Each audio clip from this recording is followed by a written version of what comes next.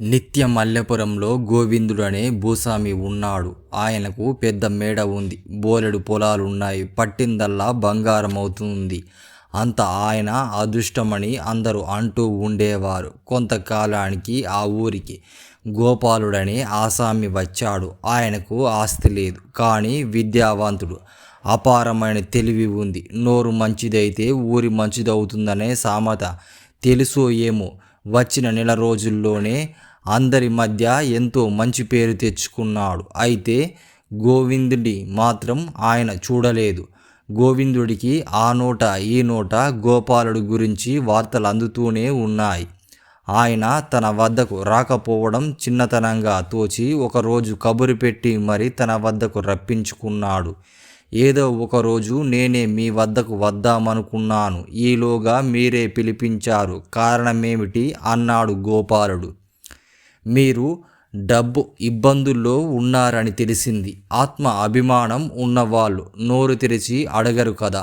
ఆత్మీయతను కోరేవాడిగా నేను మీకు సహాయం చేద్దామనుకుంటున్నాను. నా డబ్బు తీసుకుంటే మీకు నా అదృష్టం అంటి అచ్చి వస్తుంది అని చెప్పాడు గోవిందుడు. గోపాలుడు ఆయనకు 2 చేతులు జోడించి నమస్కరించి ఆత్మీయుడిలా మాట్లాడారు. ఎంతో సంతోషంగా ఉంది. ఇక మీదట మనం ఒకరినొకరు మాటలతో మన్నించుకోవద్దు అనుకుందాం అన్నాడు.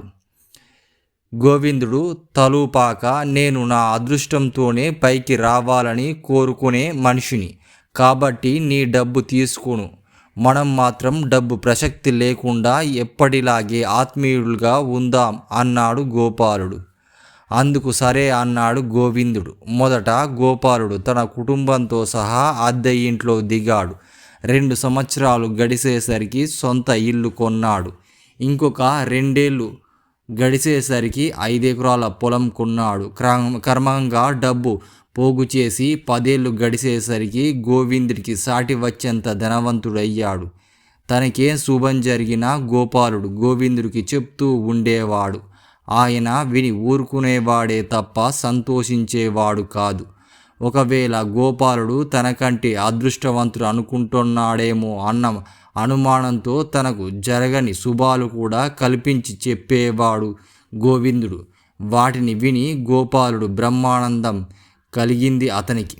గోపాలుడు తరచుగా దూర ప్రాంతాలకు వెళ్ళి పండిత సభల్లో పాల్గొని డబ్బు సంపాదించేవాడు. ఆయన అఖండమైన పండితుడు కావడం వల్ల నానాటికి ఆయన ఆదాయం పెరగసాగింది. తన గురించి అట్టే ఎక్కువ మంది చెప్పుకునే అలవాటు గోపాలుడికి లేదు. అందువల్ల ఆయన సంపద గురించి అందరూ తలొక రకం చెప్పుకునేవారు. వీలైనంత వరకు గోవిందుడు కూడా గోపాలుడి గురించి చెడుగా అనేవాడు కాదు. ఇలా ఉండగా ఒకరోజు నిత్య మల్లెపురానికి రాజదూతలు వచ్చారు.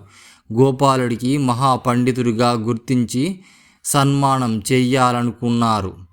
రాజు వారం రోజుల్లో బోయవాళ్ళ బంగారు పల్లకితో రానున్నారు. ఈ వార్త ఊరంతా పెద్ద విశేషంగా చెప్పుకున్నారు. ఒకసారి ఊళ్ళో గోపాలుడి గౌరవం పెరిగిపోయింది. ఆయన స్వయంగా ఈ శుభవార్త గోవిందుడికి చెప్పాడు. ఆయన ముఖం ముడుచుకొని నాకు తలనొప్పి ఉంది అని లోపలికి గదిలోకి వెళ్ళిపోయాడు. ఆయన ప్రవర్తన గోపాలుడికి కాస్త ఆశ్చర్యమైనా అది తనకు కొత్త కాదు కాబట్టి గోవిందుడి స్వభావం అంతేలే అని సరిపెట్టుకున్నాడు. బంగారు పల్లకిలో వచ్చిన రోజు ఊరందరూ గోపాలుని పొలిమేర దాకా సాగనంపారు. గోవిందుడు అస్వస్థతగా ఉందని వెళ్ళలేదు. రాజధానిలో గోపాలుడికి ఘన సన్మానం జరిగింది. రాజా ఆయన, అయ్యా, నిత్య మల్లపురానికి ఇంతవరకు గ్రామాధికారి లేడు. పక్క ఊరి అధికారే 2 ఊళ్ళ వ్యవహారాలు చూస్తూ ఉన్నాడు. ఇక మీదట ఆ ఊరికి మీరే అధికారి కావాలి అన్నాడు. గోపాలుడు తల అడ్డంగా ఊపి, మహాప్రభు, పాండిత్యం వేరు, పాలన సామర్థ్యం వేరు. నిత్య మల్లెపురంలో నా ప్రియమిత్రుడు గోవిందుడు ఉన్నాడు. ఆయన సమర్థుడే కాక అదృష్టవంతుడు కూడా. ఆయన పాలనలో ప్రజలు సుఖపడతారు. ఆయన అదృష్టవంతుడు కనుక ఊరుకు అదృష్టం కూడా కలిసి వస్తుంది. రాజు దీనికి ఒప్పుకున్నాడు. వెంటనే పత్రం రాయించి గోపాలుడినే స్వయంగా మిత్రునికి అందజేయమన్నాడు.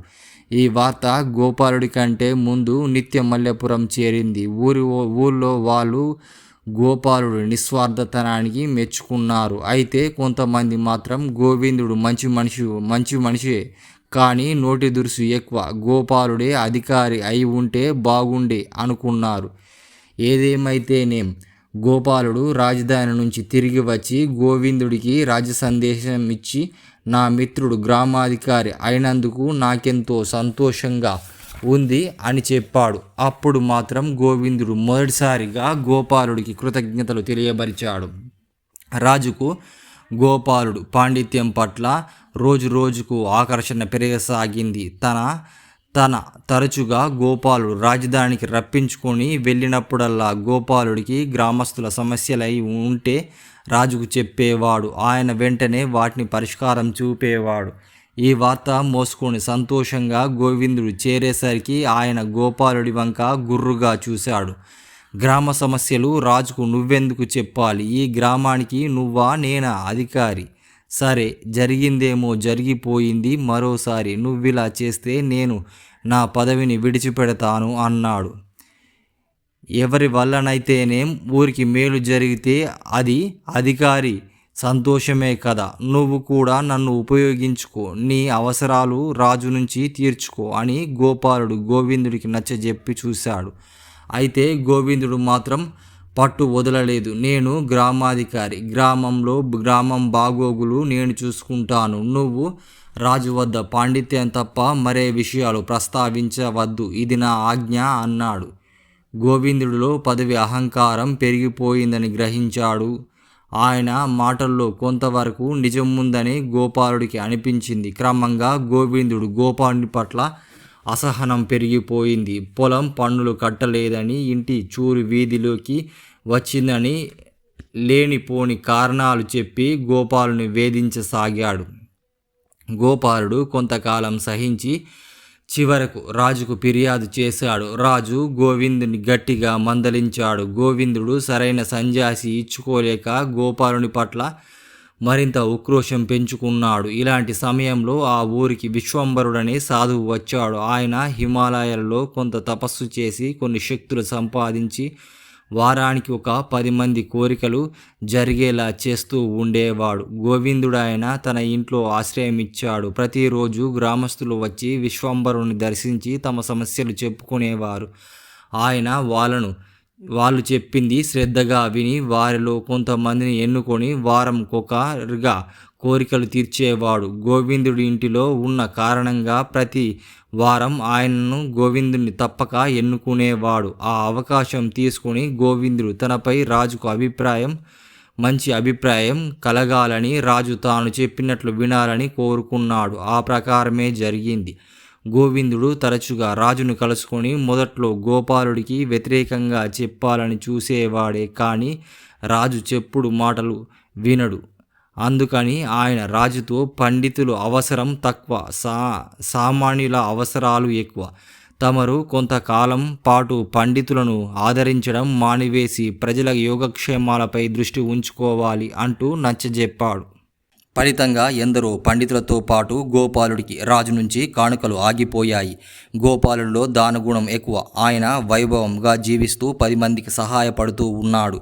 రాజు నుంచి కానుకలు ఆగిపోగానే ఆయన సంపదంతా కరిగిపోసాగింది.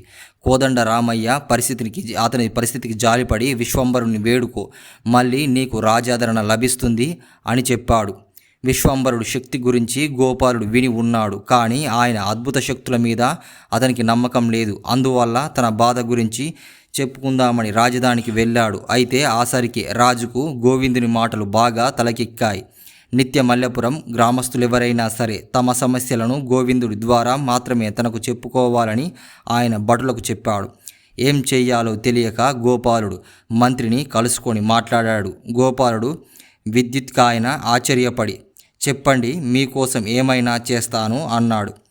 గోపాలుడు ఆయనకు ఒక సందేశాన్ని రాసి ఇచ్చాడు. ఇది నేను రాసినట్లు రాజుకు చెప్పవద్దు. పండితుల వల్ల సామాన్యులకు ఎంత ప్రయోజనం ఉంటుందో, పండితుల అవసరాలు తీర్చడం వల్ల రాజ్యానికి ఎంత లాభం ఉంటుందో ఇందులో రాశాను. మీరు చెప్తున్నట్లు ఈ సందేశాన్ని రాజుకు వినిపించండి అని తన గ్రామానికి వెళ్ళిపోయాడు. మంత్రి చెప్పగా రాజు ఆ సందేశాన్ని విన్నాడు. ఆయనకు తన పొరపాట్లు అర్థమయ్యాయి. ప్రతి గ్రామానికి ఒక పండితుణ్ణి నియమించాలని నిర్ణయించుకున్నాడు. అందుకు పండితులు తమ వివరాలను పంపవచ్చు. గ్రామాధికారి ద్వారా పంపిన పండితుల ప్రాధాన్యత ఇవ్వబడుతుంది. నిత్య మల్లెపురానికి ఈ వార్త చేరింది. వెంటనే గోవిందుడు తనకు నచ్చిన వారిని ఎన్నుకొని రాజుకు వారి వివరాలను పంపాడు. ఇది తెలుసుకుని గోపాలుడు రాజును నేరుగా కలుసుకొని తన వివరాలను పంపాడు. రాజుకు తమరంటే ఎంతో ఇష్టం. కానీ ఆయన పండితుని నియామకంలో కూడా తమరి సంప్రదించలేదు. ఏదో దుష్టశక్తి మీకు వ్యతిరేకంగా పనిచేస్తుంది. తమరు విశ్వంభరుని కలుసుకొని తప్పదు అని ఇష్టులు కొందరు గోపాలుడికి నచ్చజెప్పారు. ఏమనుకున్నాడో గోపాలుడు విశ్వంభరుని కలుసుకోవాలని నిర్ణయించుకున్నాడు. విశ్వంభరుడికి తన సమస్యను చెప్పుకున్నాడు. విశ్వంభరుడు ఏదో అనేలోపే అక్కడ ఉన్న గోవిందుడు, స్వామి, ఇతడికి తమరిపై విశ్వాసం లేదు. ఇంతవరకు ఒక్కసారి కూడా తమరి దర్శనానికి రాలేదు. ఇప్పుడు స్వార్థంతో ఇక్కడికి వచ్చాడు అన్నాడు. నా వద్ద స్వార్థంతో అందరూ వస్తారు. నాకు వ్యక్తులతో వారి సమస్యలతోనే పనిలేదు. న్యాయమైన కోరికలు తీర్చడంలో నా ధర్మం అని గోపాలుడితో, నాయన, ఎల్లుండి నువ్వు నా వద్దకు రావచ్చు అని విశ్వంభరుడు గంభీరంగా చెప్పాడు. ఇది విని గోవిందుడు కలవరపడ్డాడు. అసలే గోపాలుడు తనను లెక్క చేయడు. ఇప్పుడు రాజపండితుడైతే తనను గుడ్డిగవ్వల కింద తీసి పారేస్తాడు. విశ్వంభరుని దీవెనకు తిరుగు ఉండదు. కాబట్టి అందుకు విరుగుడు ఆలోచించాలి అనుకున్నాడు. గోపాలుణ్ణి విశ్వంభరుడు దీవించే రోజు రానే వచ్చింది. ఆ రోజు ఆయన గోపాలుడితో, నాయన, నీకేం కావాలో ఒక్క కోరిక మనసులో అనుకో, అది తప్పక ఫలిస్తుంది అన్నాడు. గోపాలుడు తనకు రాజపండితుడు పదవి కావాలని కోరుకున్నాడు. తర్వాత గోవిందుడు విశ్వంభరుని దగ్గరికి వెళ్ళాడు. విశ్వంభరుడు గోపాలుడికి చెప్పిన విధంగానే గోవిందుడికి చెప్పాడు. గోవిందుడు వెంటనే గోపాలుడికి రాజపండితుల పదవి రాకూడదు అని కోరుకున్నాడు. అయితే ఆయనకు మరుక్షణాన ఒక సందేహం కలిగింది. విశ్వంభరుని, స్వామి, పరస్పరం విరుద్ధమైన కోరికలు ఒకే రోజు ఇద్దరు కోరితే తమరు ఎవరి కోరిక తీరుస్తారు అని అడిగాడు. ఎవరిదో ఒక్కరిని మాత్రమే తీర్చగలను. నా వల్ల కోరిక తీరదో వారి పతనం ప్రారంభమవుతుంది అన్నాడు విశ్వంభరుడు గంభీరంగా. ఈ జవాబు విని గోవిందుడు చాలా సంతోషించాడు. పతనం గోపాలుడికి అనుకొని మనసులో పొంగిపోయాడు. కానీ వారం రోజుల్లో రాజధాని నుంచి వార్త విని ఆయన హతాశులయ్యాడు. గోపాలుడికి రాజపండితుని పదవి లభించింది. గోవిందుడు పరుగున వెళ్ళి విశ్వంభరుని, స్వామి, నా అదృష్టం తిరుగులేదని పేరు. తమరు నా ఇంట ఉండగా అది రెట్టింపు అవుతుందనుకున్నాను. కానీ ఇప్పుడు నాకు పతనం ఆరంభమైంది. ఇలా ఎందుకు జరిగింది అని కన్నీళ్లు పెట్టుకున్నాడు. విశ్వంభరుడు నవ్వి, నువ్వు అదృష్ట జాతకుడివి, సందేహం లేదు. నీ గురించి నువ్వు ఆలోచించినంతకాలం, నీ సుఖానికి నువ్వు కోరుకున్నంతకాలం నీ అదృష్టం తిరుగులేదు. ఇతరులను కష్టపెట్టి ఇతరులను నష్టం కలిగించేలో నీ సుఖం చూసుకున్న క్షణం నుంచి నీ అదృష్టం కరిగిపోయి పతనం ఆరంభమైంది. నువ్వు గోపాలుడు తన కోసం కోరుకున్నాడు. నువ్వు నీ కోసం ఏమీ అడుక్కోలేదు. గోపాలుని నష్టం కలిగించాలా కోరుకున్నావు. అందుకే నీ కోరిక తీరలేదు. నువ్వు నీ పతనాన్ని అరికట్టడమే నీ చేతుల్లోనే ఉంది. ఉపకారికి అపకారం చెయ్యాలనే నీ బుద్ధి మార్చుకో అన్నాడు. అప్పటికి గోవిందుడికి కళ్ళు తెరుచుకున్నాయి. ఆయన గోపాలుడితో మిత్రభావంతో మసలి కలకాలం మనశ్శాంతితో సుఖంగా జీవించాడు.